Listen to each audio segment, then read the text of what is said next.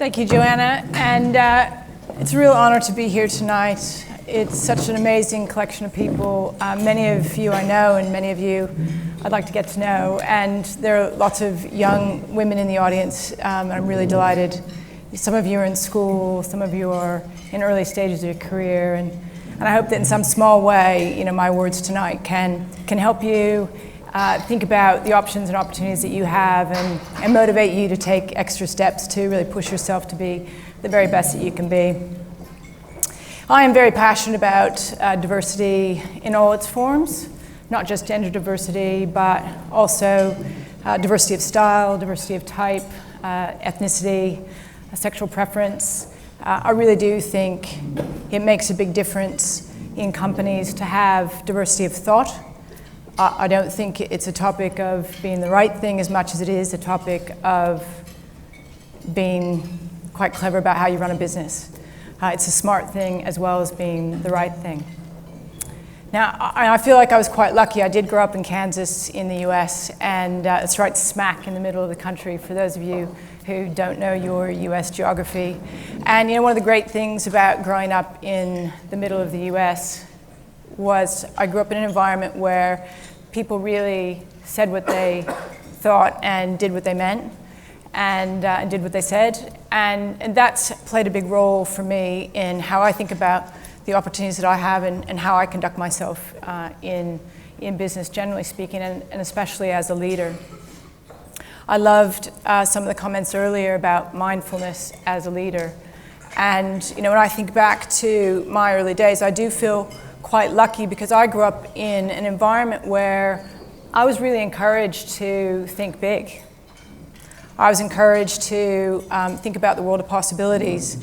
I never had any expectations that there would be constraints on what I could do with my life or with my career, whatever I chose to do. And I was also taught that it would come down to me. Not other people opening doors for me or making things possible for me, but it would come down to me creating opportunities for myself and me pushing myself to go to that next level.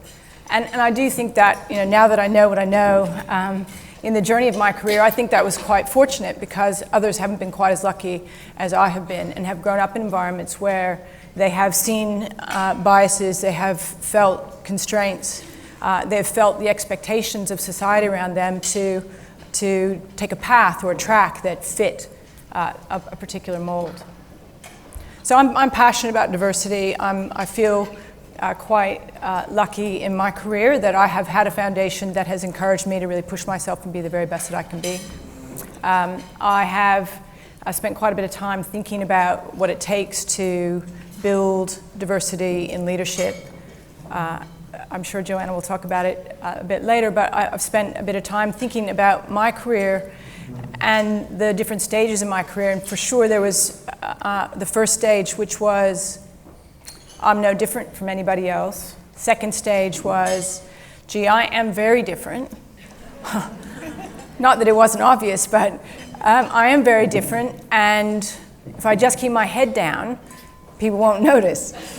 And that doesn't work very well, as you might expect, but it's a very unsettling thing, as a young woman, when you realize that your priorities and the things that matter to you are just that little bit different than your male colleagues.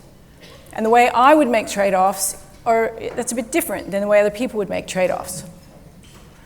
So it is, it's an unsettling feeling because you have to take a decision along the path, which is, do I put my head above the parapet or do I keep it down? And I kept my head down probably too long. And I'll never forget, as a partner at Bain, and I was the only female partner, and there was a long gap between me and any other senior woman. And part of the reason that I'd come back to Bain, and I'll tell you in a few minutes a little bit about my career journey, but part of the reason I'd come back to Bain was, I was really excited to make a difference and fill in some gaps in the way that the firm thought about things domestically in Australia. And I had such amazing role models when I worked at Bain in the US that I knew I was working for a company that could create really strong leadership at all levels and have good balance from a diversity standpoint. But I realized that keeping my head down, I was going to get nowhere, and it had been too hard for me, and there was no chance that those gaps would be filled if women like me didn't stand up and start to ask the right questions. And if I didn't feel comfortable holding up the mirror to my partners and engaging them in a conversation about what the issues were and whether or not we wanted to do anything about it. And so that last stage of my career has been thinking about what it took for me along the various stages of my career to keep the momentum, and that it's actually just too hard. It shouldn't be as hard as it is, but it's not a conscious hard, it is an unconscious hard based on history. And so if we want to make it easier for diversity and leadership of all types, we need to make sure that we step back and reflect, as we had to do at Bain, and as we've done at Qantas, and as we've done at Jetstar, step back and reflect on how do we get the best out of everyone? Not just the men who've been successful in the business before, who are attracting people quite like them, who are being very successful, but we're missing an opportunity. We've got this amazing workforce. We spend a lot of money to go and hire a balanced mix of people into the company. What a great shame if we can't figure out a way to unlock that talent throughout the organization. So this last stage of my career, I've been really passionate about speaking up and asking the right questions and making sure that we're doing the right thinking. And what we did at Bain led to the development of a diagnostic tool. And then I worked with Catherine Fagg and others to take that tool, Diane Grady, to take that tool, and CEW have now deployed that tool into many companies across Australia. It's called the CEO Toolkit. And that's making a difference because it helps companies see what's actually going on inside the business. And for inspired CEOs and their leadership teams, it gives them the data they need to start thinking through what are we going to do to make this an amazing company to work for everyone, to ensure that we have a leadership pipeline that is really representative of society and representative of our customers and representative of the front lines of our business.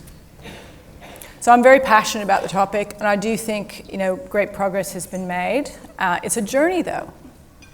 The great news is it's in the hands of CEOs and their leadership teams. The challenging news is that it doesn't get fixed overnight. Like most cultural change, it takes time.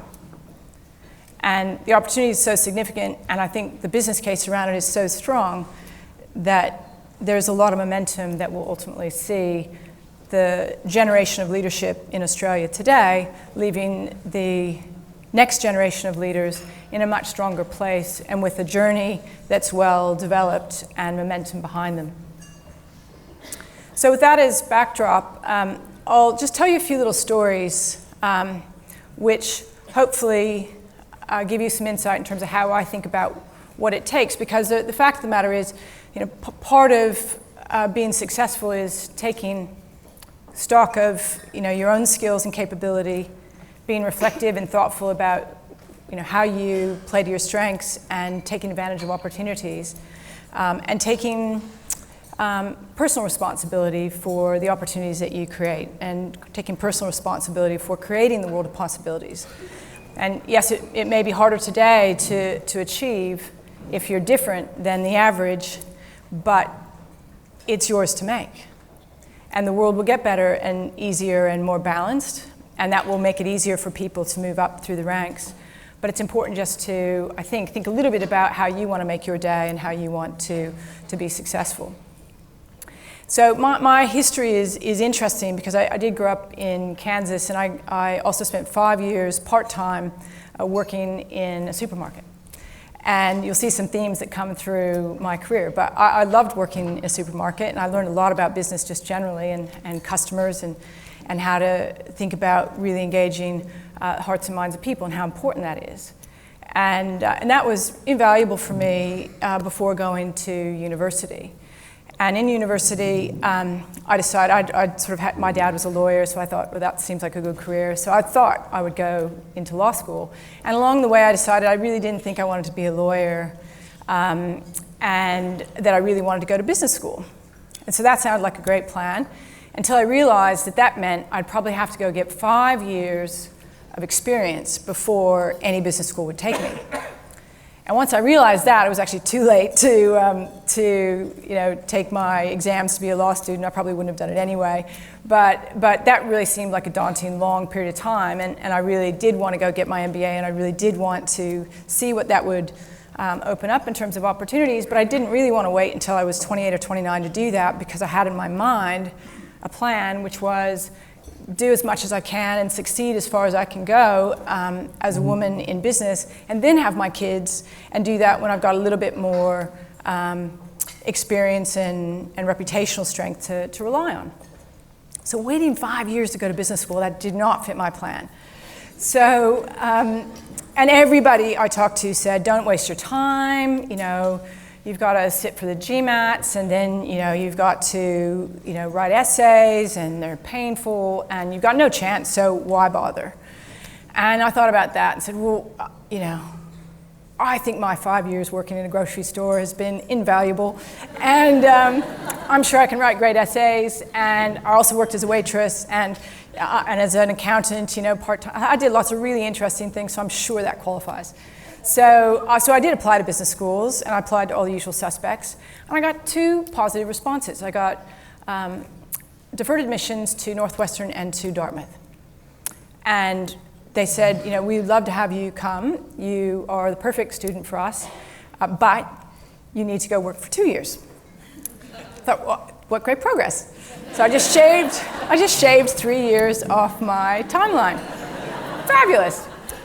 So, all the people who had been around me saying, oh, it's no point, said, how on earth did you do that? I said, well, I just thought about what they'd be looking for and what I would need to demonstrate. And I talked to some people that I have a lot of respect for, who are in the business world, and they gave me great advice, and I listened to that advice, and I got some great references, and, this is great. So then the next challenge was, you got to go work for 2 years, and you need to have a job that's going to enable you to write the wow of all wow essays to prove that you meet the criteria now and that you are wise enough to join the ranks. So I set about looking for that job, that perfect job, and I had a mix of opportunities, some which were very traditional and looked very sexy on the surface of it, which were going to Wall Street and exploring the daunting world of investment banking. But I also had this really interesting opportunity to go work with a partner in one of the big 4 accounting firms and help him build a practice consulting to small businesses. And I thought, well, fantastic, because I'll learn so much about business if I do that, because I'll figure out what it takes to make small businesses work, and I'll just learn a lot being part of building a business in and of itself. So on the surface of it, it didn't look so sexy. I got paid a ridiculously small amount of money. I wasn't sure. My parents were really frightened that I wasn't going to be able to make ends meet, and they were afraid of where I might end up living. And at the end of that 2-year period, I had my own clients. I had a great respect for what it took to build a business, and I'd gone from being sort of the dog's body trying to figure out how to run a spreadsheet to having my own little business. And so I was able to write this amazing essay, and I did get into school, and then it made it really easy to get my summer job and to end up at Bain. So I spent 3 years at Bain, and then went to work for a former client to run a turnaround.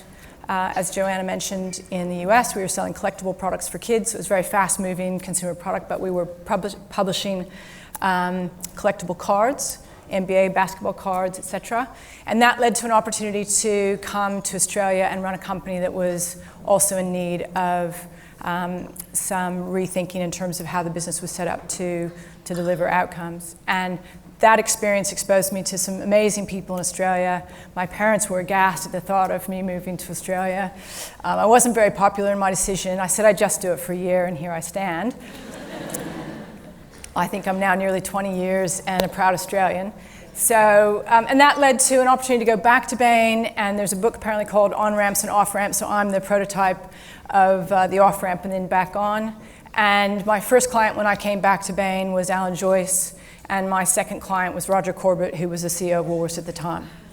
So, so you see how things sort of play out in funny ways, and every step of the journey, there were daunting decisions and forks in the road, and there's some common themes around taking risks and backing myself and not letting other people tell me what I could and couldn't do, making sure that I really thought hard about what was possible, and resisting the temptation to second guess, and most of all, following my passion and following people that I had huge respect for, who I found to be very inspiring.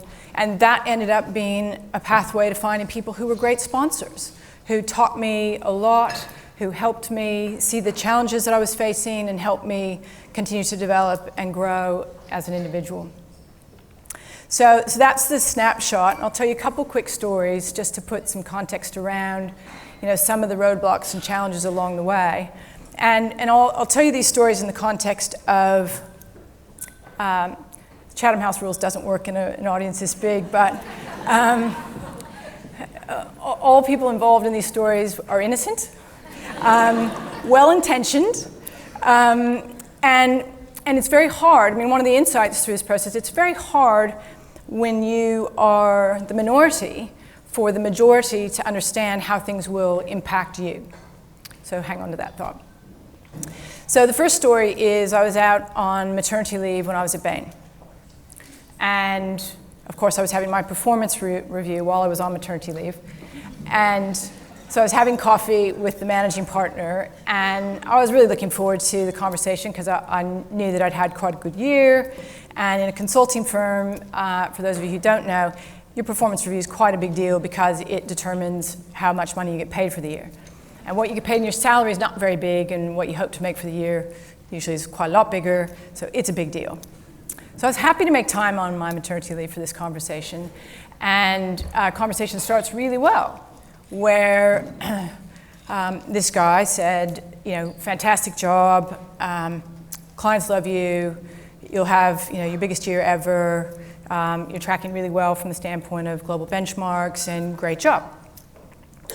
And just the way it all played out, I'm like, there's a but. I know there's a but. And there was a but. He said, the challenge is that you're quite different. I'm like, yep, got that. By definition, I'm having a conference with you on my maternity leave, so that sort of spells it out. I'm definitely different. And he said, well, I don't think it'll be that easy for you to be successful as a partner long-term at Bain. And you've had an amazing year, and that's great, congratulations. But your colleagues, your peers, they went to private school in Australia, most of them was Sydney, and they played on the rugby team, captain of rugby teams, cricket teams, and that means they've got this amazing natural network. And they know everybody around town, and as they get more experience, their colleagues, and classmates are getting more experience. So they've got this amazing network, and you didn't grow up in Australia, you don't have a network, and I just don't see how you can possibly get over that and be successful as a partner over the long term at Bain. And I was stunned. Now, from his standpoint, he was just trying to help me out.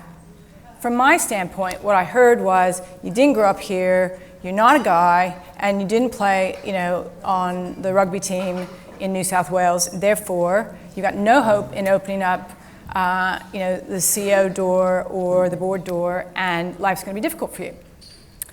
And I wasn't very happy, but I did a good job of putting on a brave face, and I went home and chewed my husband's ear off, and he was stunned, and he said, but it was all well intentioned. I said, I know it was actually really well intended, but I'm confronted by this. So I put on my running shoes and went out for a run, and came back and said, he's quite right.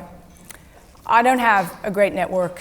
I didn't grow up here, and if I want to be successful long-term as a partner at Bain, I'm going to have to do something about that. I don't actually know the first thing to do about that, but if I sit and think about it long enough, it shouldn't be that hard because I'm quite blessed. I have these amazing clients who I have a huge amount of respect for, I've learned a lot from, and I just need to invest more in building real relationships that stand the test of time with people who I'm inspired by and I really want to learn from, and hopefully the feeling will be mutual. And that was one of the most impactful conversations I'd had with him. And it was tough for me because I didn't like the way it was packaged. But I had to get over that because the fact of the matter is I'm the minority. So he played forward 10 years, and I'm having a conversation with Alan Joyce about leaving Bain, because he had this grand idea that I had another career in me. And about the same time, I was approached to consider going onto a board. And so I go through that process, and I make it to the final round, and I'm pretty excited about it. And I'm preparing for the interview, and it is an interview in front of the entire board. And I'm a bit daunted by that concept because I've only ever had a one-on-one interview. Maybe I think in business school I might have had one, me against two people. But the concept of the whole board was daunting. So I'm getting my head into how to think about that, and the phone rings. And again, very well-intentioned. Phone call from the headhunter who said, just want to give you a little bit of the lay of the land, and this is going to be a really difficult interview. And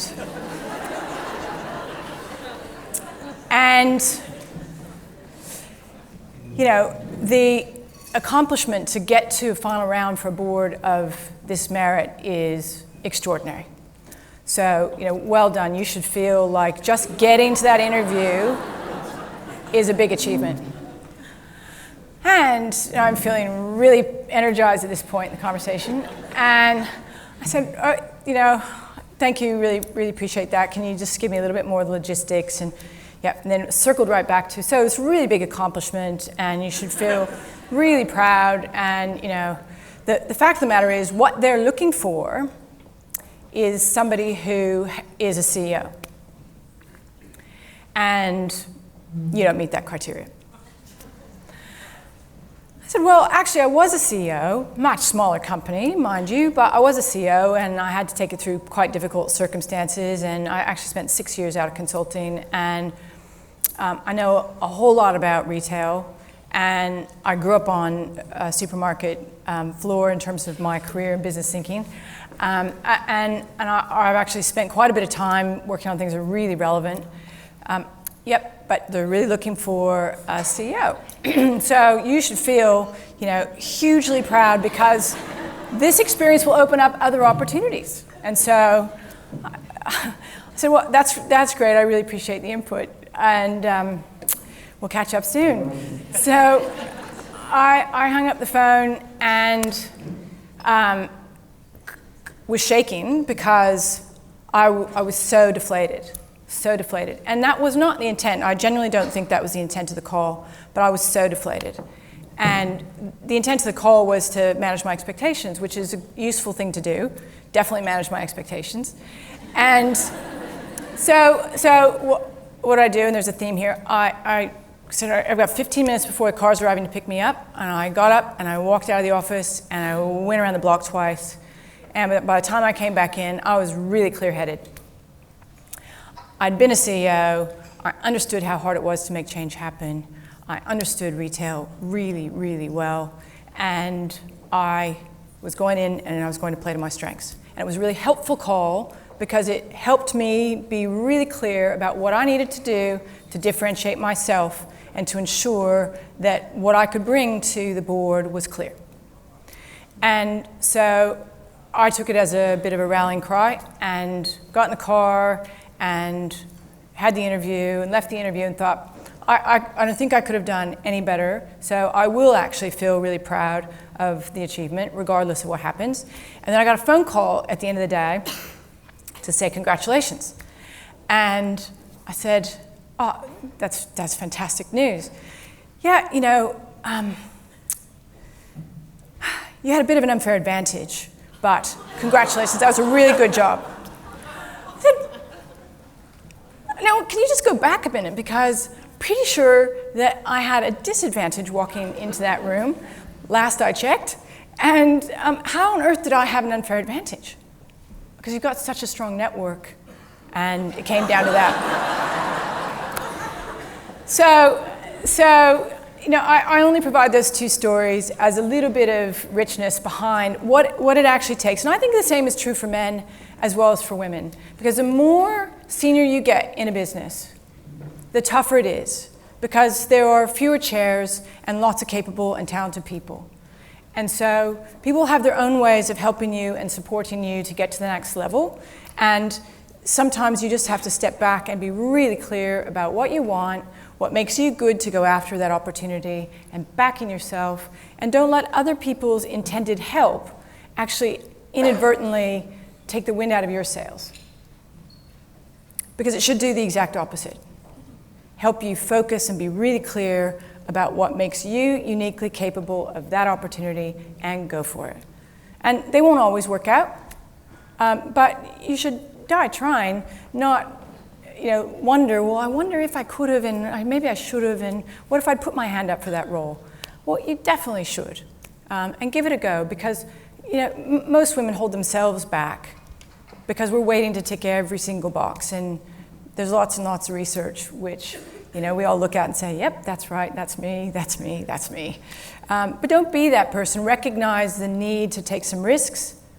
Recognize the world of possibilities is yours to make.